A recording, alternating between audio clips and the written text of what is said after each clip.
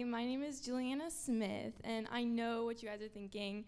What is this 16-year-old girl doing up here on stage? And I may or may not be thinking the same thing you are right now.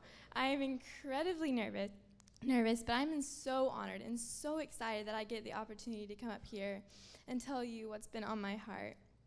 And with that being said, I may not be very good at this, so just bear with me. But as Brittany mentioned a bit ago, she mentioned the blonde smiths. I am one of the blonde smiths. I may be very blonde, but I'm not the only one. I'm the oldest of 7 other little blondes. And then, so with that, my youngest is a 2-year-old little sister who I absolutely adore. But with her being 2, we haven't gotten into the stage where we can communicate yet or have a full conversation, but we're getting there. But when I do talk to her, I talk to her with simple words, or I repeat things that she says back to me, or we just talk in a very baby-like talk. Maybe that's how you talk to your dog, but not me. But we do simple words. And as some of y'all may know, Jesus didn't have 6 brothers and sisters, but he did have 12 disciples who he encountered like this on a daily basis.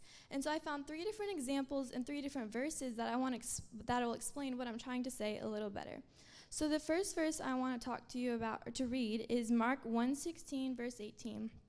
And it says, "Passing alongside the Sea of Galilee, he saw Simon casting a net into the sea, for they were fishermen. And Jesus said to them, 'Follow me, and I will make you become fishers of men.' And immediately they left their nets and followed him." And then my second example that I found was in Matthew 13, where he talks about how where the seeds fell into different soils. Some of them fell into rocky places, some of them fell into path, and then some of them fell into thorns, and then some fell into really good soil. And then my third example is in John 20, verse 16, where Jesus says, what Jesus said to her, "Mary." She turned toward him and cried out in Aramaic, "Rabboni," which means teacher, which to me is one of my favorite verses because it just paints such a beautiful picture for me. And so out of all of these verses, what do we see? We see Jesus come to them and uniquely talk to them. With the examples that I gave of Jesus talking to the fishermen and the farmers, he gave them examples that made sense to them. It was a unique setting. With the fishermen, he gave them the examples of fishing for men, and then with the farmers, he gave them the examples of the seeds falling into different soils. He did that because he took where they were in life and used it to minister to them. Because in all reality, Simon and Andrew were just fishermen, and the farmers were just farmers. And they thought that they were just farmers and fishermen, and it held no special label. And really it didn't. But God took it, and he saw something different. He saw a moment to minister to them in a way that would make sense to them. In God's eyes, who you are and what you do in life isn't just something that God can't do something with. Because my last example that I mentioned a minute ago was when Jesus talked to Mary. And in that setting, I said how that was such a beautiful picture, because in that setting, God took something so personal to her name, and he called her by her name so that he could have a unique and personal conversation and relationship with her that would go beyond any other thing that he could have ever said to her. And I think that we can all agree when someone calls you by your name or talks to you personally, it is so much better than that awkward conversation you have when someone just cannot remember your name and you feel so bad for them, or that awkward conversation where you can't remember theirs because that's not any better. But Jesus did. He knew her name in each of those circumstances. He knew what would help them in that moment. And I think we often believe that God, he doesn't do that for us today because he has so many people to look after and he has so much to do, I guess. But that's a lie that we continue to believe because we've seen it in past relationships that we have on this earth where that person has pushed you off, or that person hasn't completely had that special moment with you, or they want to really get to know you. And then what we have to understand is we cannot let relationships that we have on this earth affect how we view our Father, because that is so wrong. Because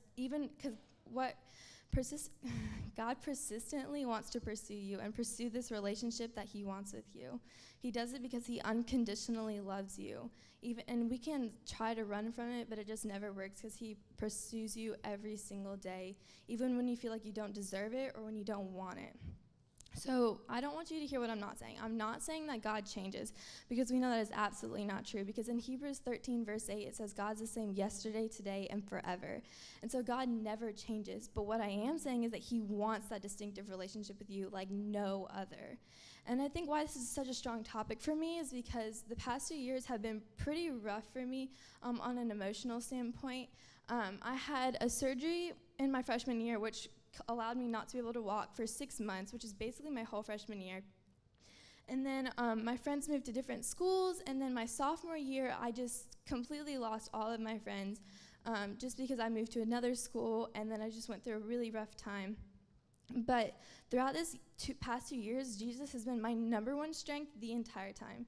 And that's only because he was the unconditional love that I needed every day, and he was that unconditional, relentless relationship that I needed every single day. For the past 2 years, I could have not done anything without Jesus, because I would not be the same person I am today. Because today, Jesus brought me from where I physically could not even walk to today running. And so...